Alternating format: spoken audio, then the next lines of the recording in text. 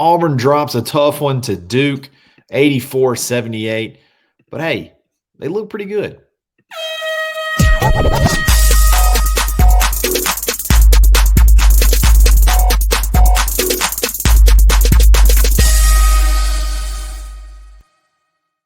Yes, sir. We're back. It's another episode of the Barn Hoops Podcast. I'm your host, Kyle Rush, aka Charlie Five, and we got our boy Zep Jasper also in here, ready to get after it. Talk about this tough loss Auburn took on the road at Cameron Indoor against Duke.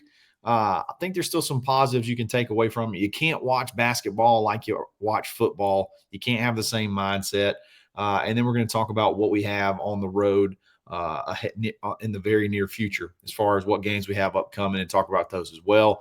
Before we get started, we got to give a shout out to mybookie.ag. Use coupon code next round for a 300% deposit bonus. So give them $100, multiply it by 3, you get that back in free play in the casino. Win big there. Go hit that sports book and bet anything you want to bet until your heart's content.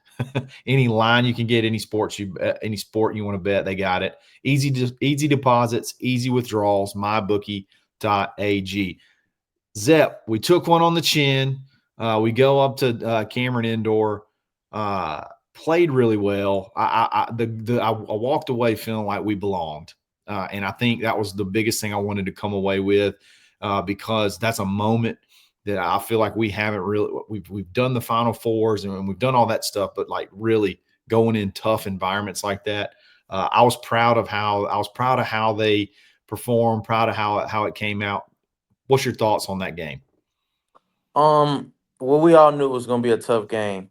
Duke is one of the best teams in the country, which they know they had an advantage by being at home. Home court advantage is always great for the other team. But Sure. I think we had a great game, which some players didn't step up the way they wanted to. But it's basketball. You're going to have off nights. Mm, Like you said, this is not football. This is a game of runs.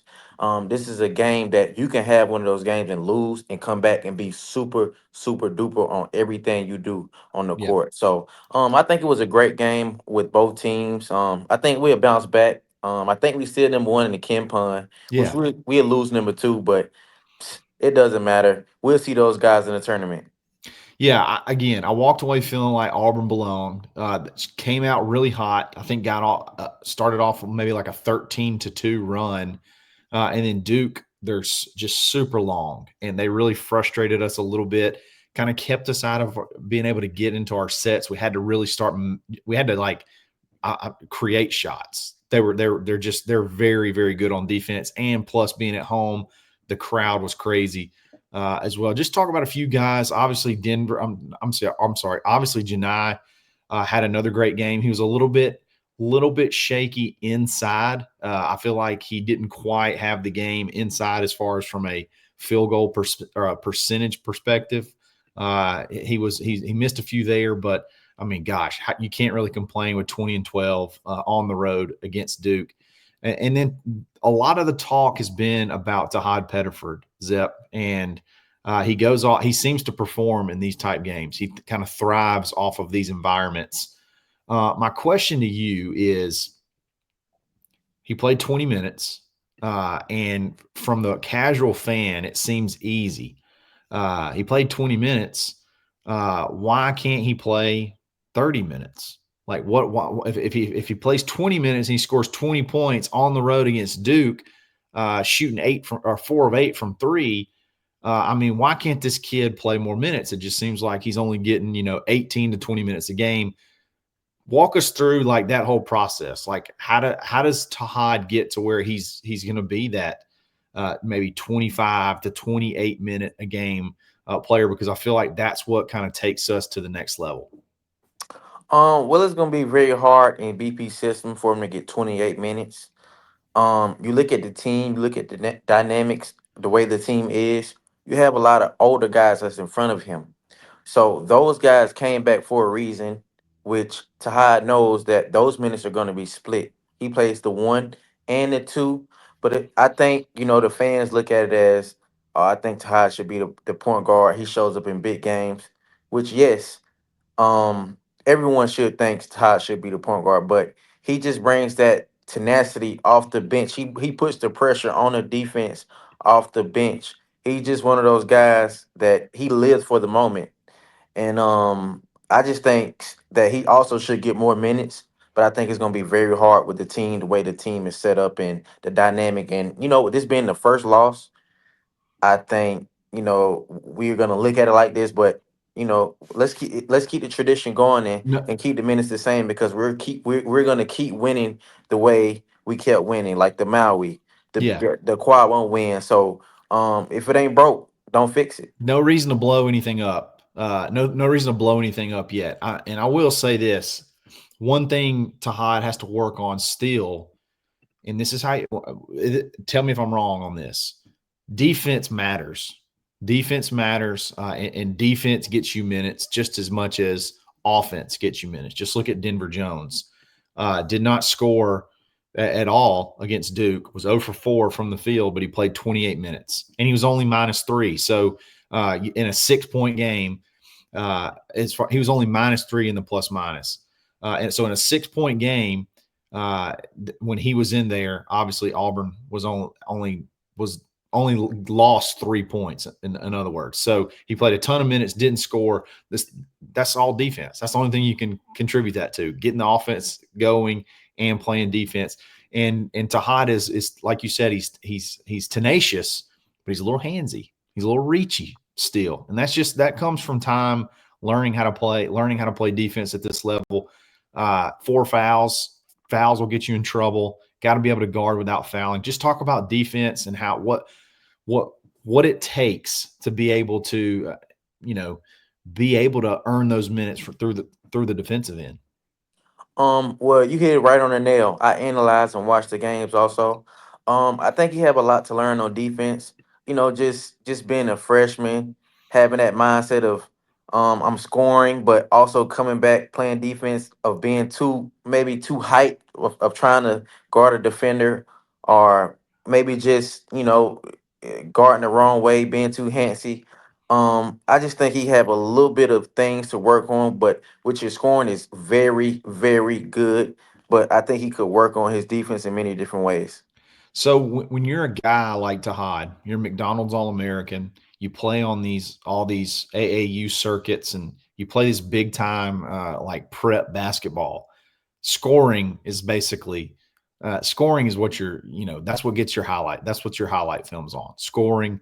All these games that I don't know this for a fact, but I feel like that most of these games are big offensive games. So what is that learning curve like? How hard is it to change that mindset from I'm a dog on the offensive side, just give me the ball and I'll go score. And like, who cares on the other side of the ball, other side of the court? How do you change that mindset? Like, how do you get out of the whole I gotta score, to I gotta stop, gotta stop, gotta stop? Well, coming to college, playing a team like Duke, you realize that no one's on the court is weak.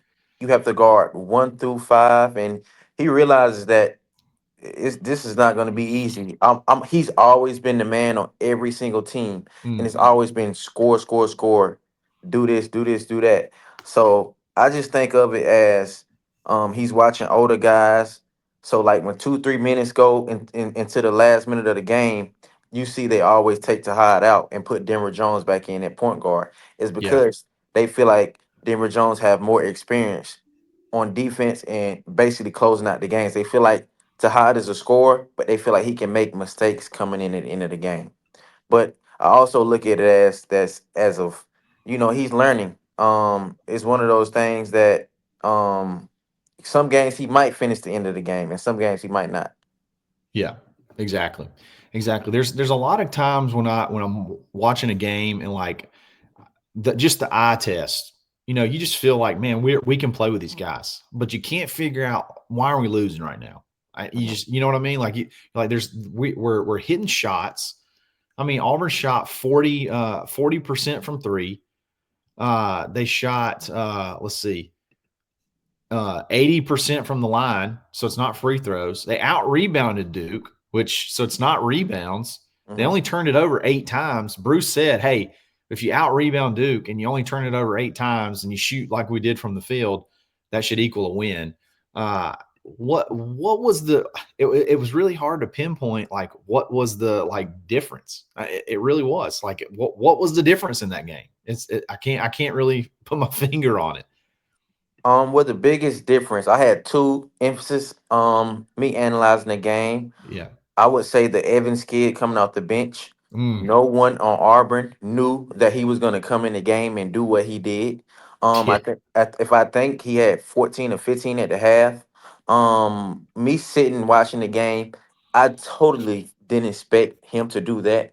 And if I'm BP, when they read the scout report, they didn't they didn't say, okay, this kid is gonna come out here and shoot 5, 6 threes and make them.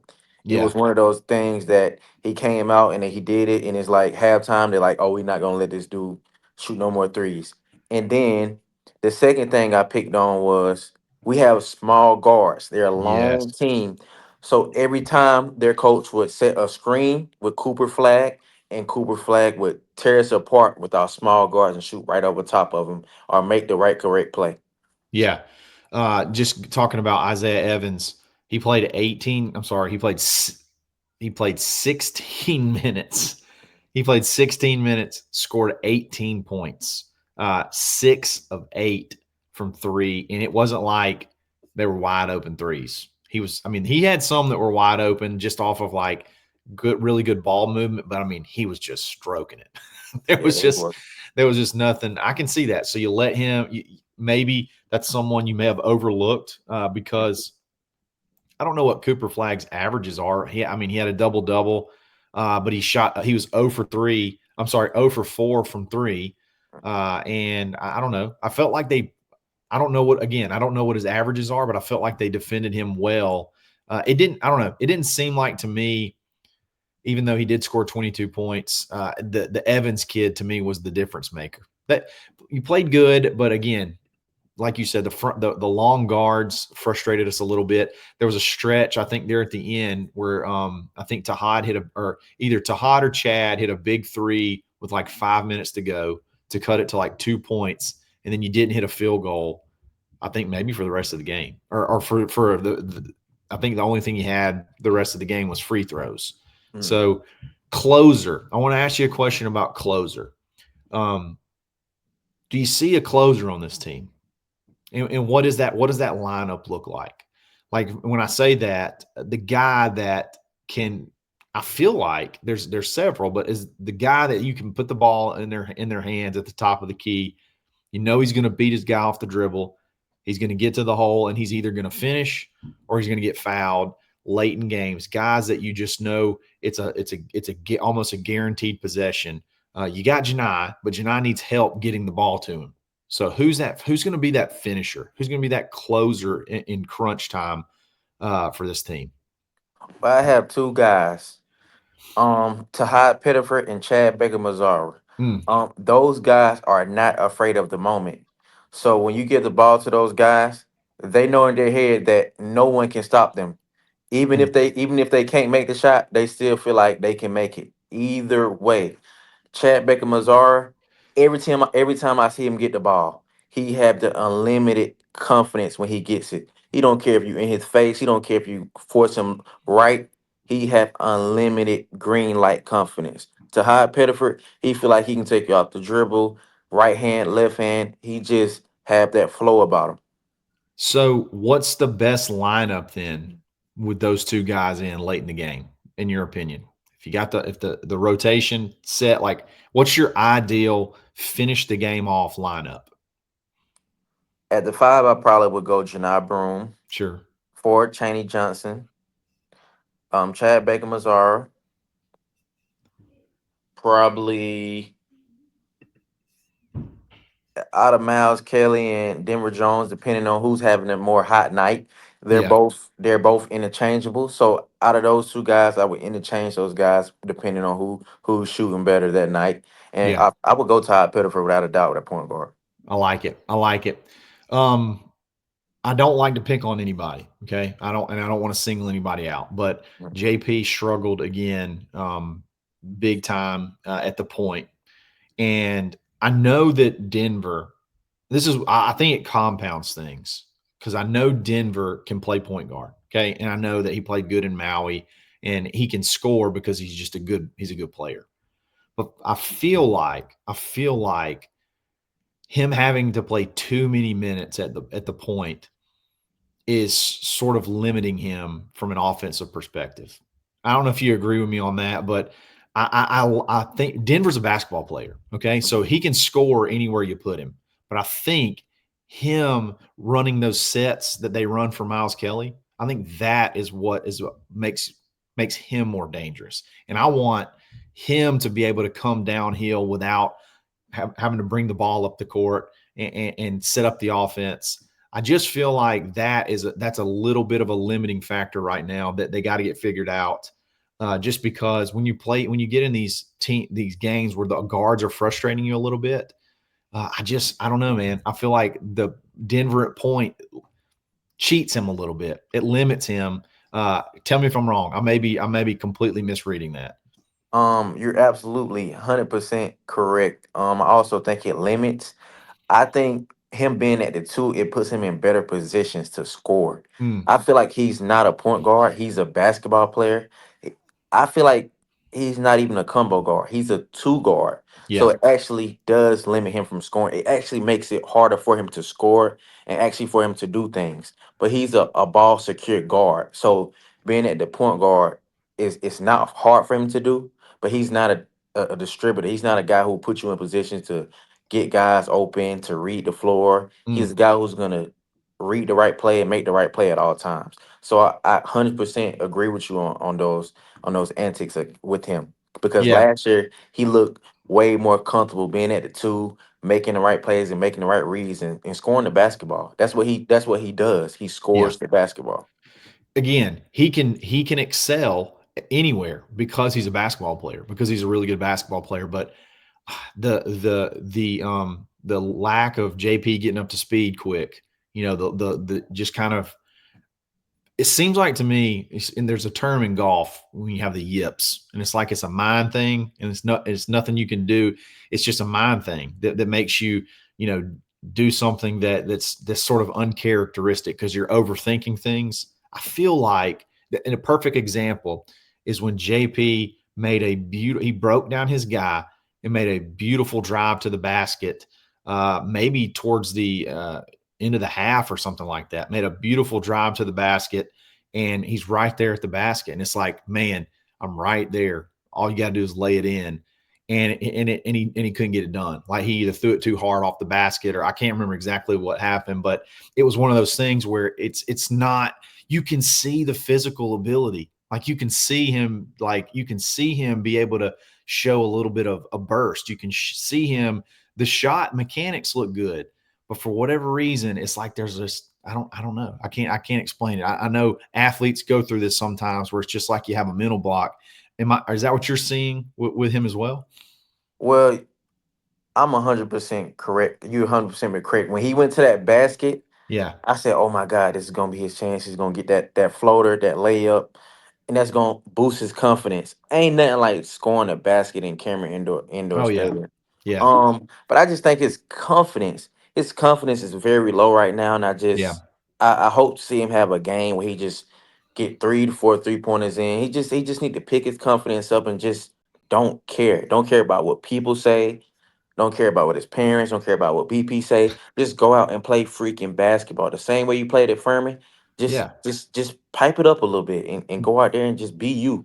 The Don't the try to be no one else. the court's the same size, the basket's the same height, everything's the same. You're just Mhm. playing. I will say this, to make that jump, and then you play five quad one wins in the first 6 or 7 games. That is a you got to get up to speed quick. So the rest of the schedule, leading into the end of the non-conference, you got some good opportunities for him to be able to hopefully find that rhythm, because I think, man, if JP could give you 20 good minutes at point, holy cow, what does that do to this offense? Or not, maybe not even 20. Maybe if he can just give you 15 to 18 good minutes at point, what does that do to this offense? You got Richmond on Saturday or Sunday. I'll be there for that one. I'm pretty pumped about that one. I got some floor seats for that I'm one, gonna try Zep. to make that one. I'm gonna try Let's to go. make that Okay, one. cool. We'll have to link up. You got Ohio State, very beatable in Atlanta. You got Georgia State at home. Then you go to play Purdue, who just got absolutely annihilated, or they're either getting annihilated or got annihilated by Penn State. And then you have you close out the non-conference schedule with Monmouth. So you got some really good opportunities to figure it out, kind of get the figure out that rotation. And I say figure it out, and we're we've only lost one game, and we're number one in Ken Palm. And you got your 4-1 in quad one win. So it's not like the wheels are falling off. Again, this isn't football. Okay, this isn't football. Games don't matter as much from game to game as they do in football. So you can't watch basketball the same way that you watch football. You can't hang on every game like that and think after a loss you got to blow everything up. There were some ticky tack foul calls. They shot a hell of a lot more free throws than we did. And if you look at the point differential, they made 7 more free throws than us, and the point differential was 6 points. So there's definitely something there as well. You get the calls at home, and we get them too. We get them too at Neville. So uh, I feel actually it's weird to feel encouraged after a loss. Am I crazy? Um, you're right. I don't think you're crazy. Like I said, the boys are gonna go in and watch film and get ready for the next game and feel like they can win each game of the season. There you go. There you go. All right, so we're gonna call it a night after that, guys. I really appreciate you listening. Got some very winnable games. I feel like Auburn wins all of them over the next stretch until they head into the conference schedule. So you got a really good chance to go into conference schedule with only one loss and some really quality wins, getting you ready for the conference schedule. So, guys, I really appreciate you listening. Zep, tell them where they can find you and support you. Follow me on IG at RIP_QUAN12, Twitter at RIP_QUAN5. Yes, sir. If you like this video, like it. If you like this channel, subscribe to it. And we'll be back again soon. It's another episode of the Barn Hoops Podcast.